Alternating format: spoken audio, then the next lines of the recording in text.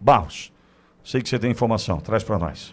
Vamos lá, Pitoli. Informação importante que o Exército vai vetar aglomerações e atos próximos nas unidades militares em meio ao julgamento do núcleo, chamado suposto núcleo do plano de golpe, que começa amanhã no STF. Outro ponto de atenção são as manifestações convocadas para o dia 7 de setembro, que ocorrerá em meio à análise do caso na primeira turma da Corte. A ordem repassada aos comandos de área é de tolerância zero com eventuais manifestações.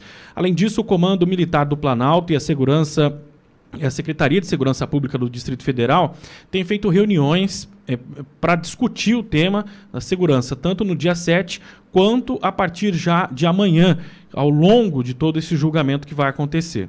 Em Brasília, os atos devem se concentrar na região da Torre de TV, distante das unidades militares e também da Praça dos Três Poderes. Sob reserva, oficiais avaliam que não haverá atos no entorno dos quartéis, é o que afirma a CNN. Um dos motivos é o posicionamento do alto comando do Exército, apontado ao longo das investigações da chamada trama golpista, de que rechaçou a ideia de um plano de golpe para manter Jair Bolsonaro no poder. A postura da cúpula desagrada apoiadores do ex-presidente, é o que diz a matéria.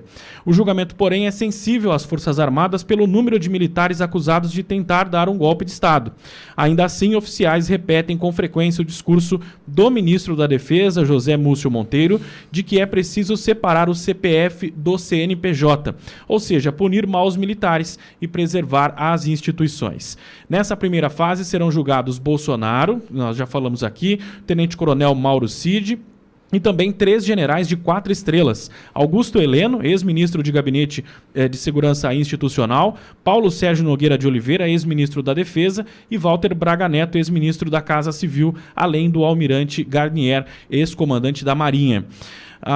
A informação, portanto, Pitoli, de que há uma movimentação por parte das Forças Armadas para evitar que hajam manifestações e concentrações de pessoas nas regiões próximas às sedes das Forças Armadas, tanto em Brasília como em qualquer outra região do país. Olha, eu reitero o que disse no início do programa. Desculpa, mas a gente não quer ficar perto de vocês.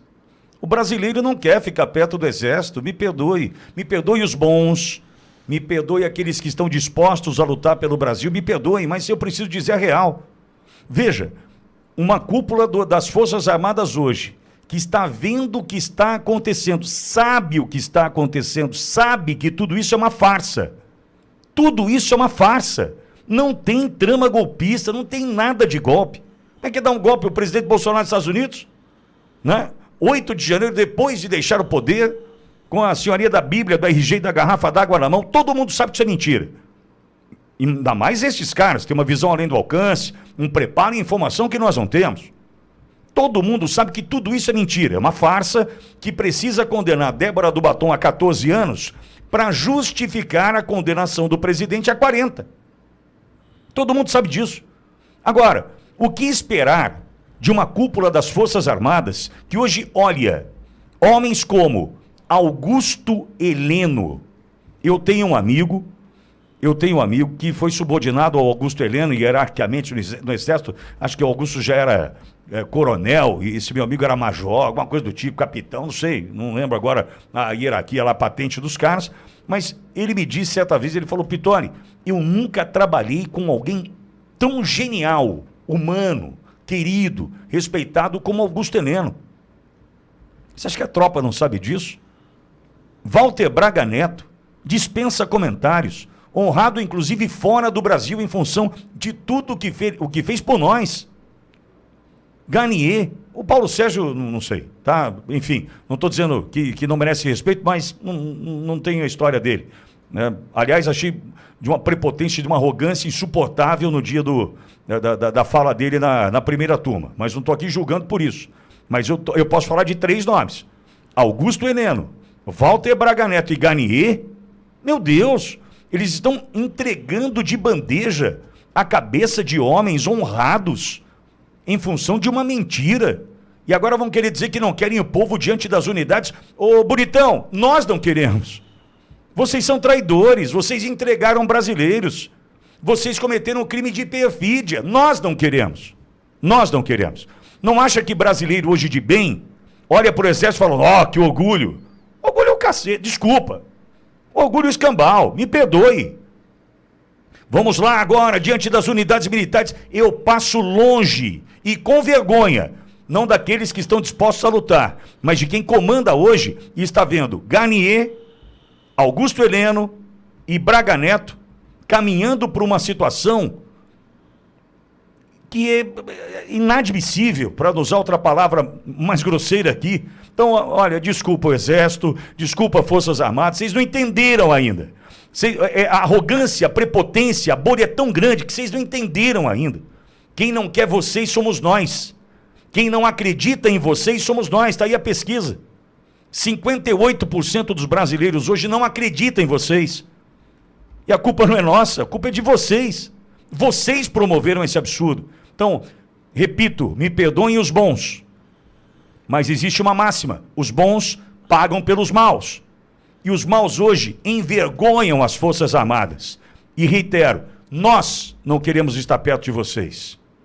Olavo. Eu servi o Exército em 1986 e lá nós aprendemos em 1986 irmandade, aprendemos a não deixar ninguém para trás, não fica para trás. Você aprende que às vezes paga com a vida para não deixar ninguém para trás. Pena que foi só teoria. Só teoria. Porque hoje, aqueles valores de 1986 parecem que não valem mais. Uma instituição tão fantástica com as memórias que a gente tem da FEB, da Itália. Mas hoje, o que sobrou? Talvez tenha sobrado uma autoestima excessiva, achando que alguém vai se socorrer da instituição. Pô, não vai. Não vai, irmão. Não vai acontecer. E eu pensei muito aqui, e antes de finalizar esse comentário, lembrando do Legião Urbana, lembrando da letra de Faroeste Caboclo. Não respeito o general de 4 estrelas que fica atrás da mesa com o UC na mão. Com a convicção na mão. E faz com a convicção, Pitoli, a mesma coisa do que faz com o que você citou. É isso. Walter. Nós estamos assistindo o seguinte: a punição do crime de pensamento, que de novo não existe. No direito brasileiro não existia até então. Mas eles sentaram e escreveram uma minuta. Não se sabe quem escreveu, nem quem leu, nem se foi valorizado. O que sabemos é que ela não foi executada. E a partir daí, ficou proibido criticar o STF, criticar a descondenação do Lula, criticar a condução da eleição, a parcialidade da justiça eleitoral, absolutamente tudo, entre outras coisas, o fato de que autoridades do Brasil foram aos Estados Unidos, esses mesmos que acusam hoje de ofensa à soberania, foram aos Estados Unidos para pedir ajuda, né? Para que a direita ou o bolsonarismo não colocassem em risco, a mesma narrativa, naquele momento, colocassem em risco as instituições, ou seja, que blindasse, a partir de uma aliança com o progressismo americano, que blindasse o que eles estavam fazendo aqui no Brasil para recolocar o Lula lá. E agora, a gente está assistindo isso.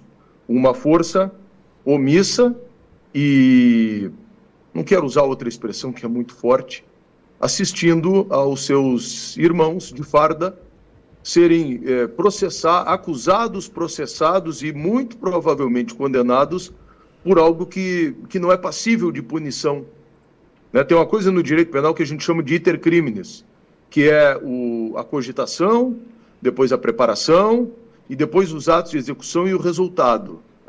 Em alguns casos pode ter havido, no melhor português, alguns atos preparatórios, mas que são adstritos àquelas pessoas que ali fizeram aquilo, querem levar para cima para buscar, como tu diz, responsabilizar numa espécie aí de punição didática, né, a todo brasileiro, mas especialmente à direita, para botar medo em todo mundo.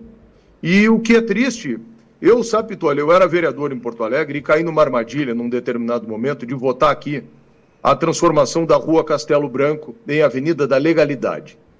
E aí depois eu me arrependi disso, porque eu sou um cara que gosto de história, estudo história, E quando eu fui presidente da Câmara, tinha uma ADIM, uma ação direta de inconstitucionalidade ajuizada aqui. Quando ela foi julgada, esse assunto veio para mim como presidente e eu fui no tribunal conversar com o desembargador, não essas conversas, né, que nós temos visto hoje, e disse para ele: desembargador, olha só, eu não vou entrar no mérito da ação, eu só quero que o senhor julgue o quanto antes isso, porque eu quero resolver essa questão.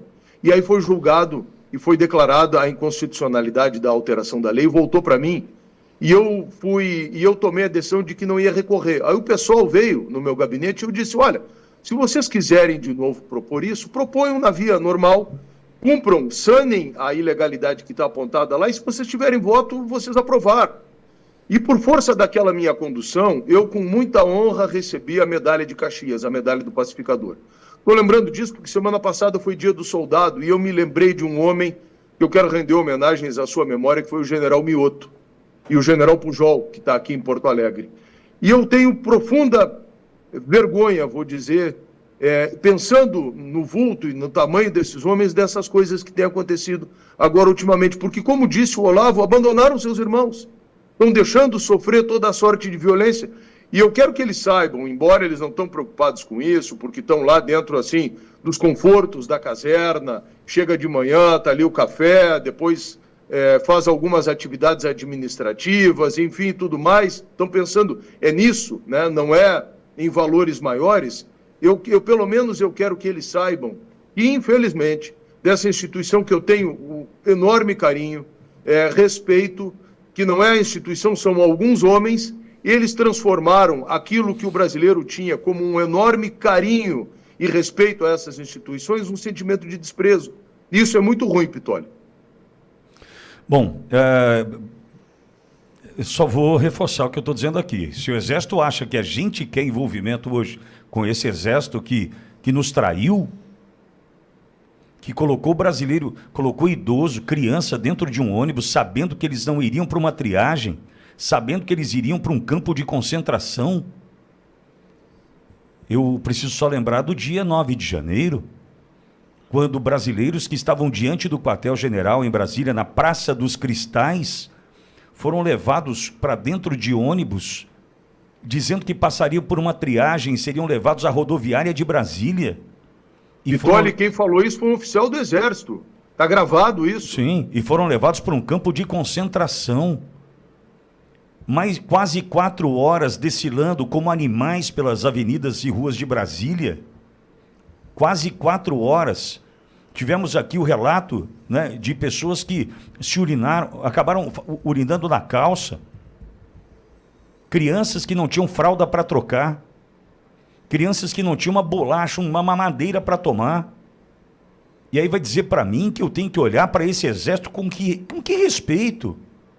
Esse que está aí agora, servindo a comunista, servindo a Lula, cumprindo ordem incumprível, querendo agora arrotar distorção, dizendo: não queremos nada em frente dos quartéis, quem não quer somos nós. Pitoli. Eu nunca vou me esquecer do 9 de janeiro, nunca vou me esquecer do 9 de janeiro, quando aquelas senhoras da quadra da Polícia Federal se uniram em oração para que as crianças parassem de chorar de fome e por estarem sujas. Eu jamais vou me esquecer. Aí vocês vêm querer dizer para mim: não queremos ninguém, eu não quero ir para frente do quartel, eu não quero envolvimento com vocês, traidores, eu não quero.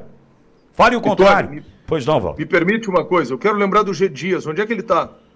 Está protegido pelo sistema. Está protegido pelo sistema. De uma outra coisa, existe o Estatuto Penal Militar, é um código à parte. Nesse Estatuto Penal Militar, uma vez eu defendi aqui um oficial da Polícia Militar num episódio que envolveu aqui um confronto com MST. E ele foi acusado de não manter a tropa em estado de prontidão. Isso é um tipo penal, é um crime militar. Eu pergunto o seguinte: quem é que deu a ordem para desmobilizar a tropa do Palácio do Planalto? Porque assim, quem já esteve no Palácio do Planalto, e o Pitoli já teve várias vezes, eu já tive várias vezes, tem um batalhão específico para proteger o Palácio do Planalto. Esse batalhão, ele fica ali, sempre em prontidão, que é o jargão militar adequado, ele tem equipamentos para isso. Esse batalhão foi desmobilizado. A farsa é tão grande, né, que esse negócio nunca mais foi falado. Essas pessoas têm escudos, essas pessoas têm armas de anti-manifestação, elas têm gás, eles, os soldados, têm absolutamente tudo isso. Aonde que foi posto esse batalhão? E quem deu a ordem? E aquela história da ABIN, que todos sabem que no dia 1º de janeiro, quando o governo do PT assumiu, ele recebeu um relatório dizendo que poderia haver manifestações, protestos que descambaram agora, digo eu, em vandalismo e que estão sendo transformados em tentativa violenta de abolição do Estado Democrático de Direito para fins de tudo isso que nós estamos vendo aí do regime.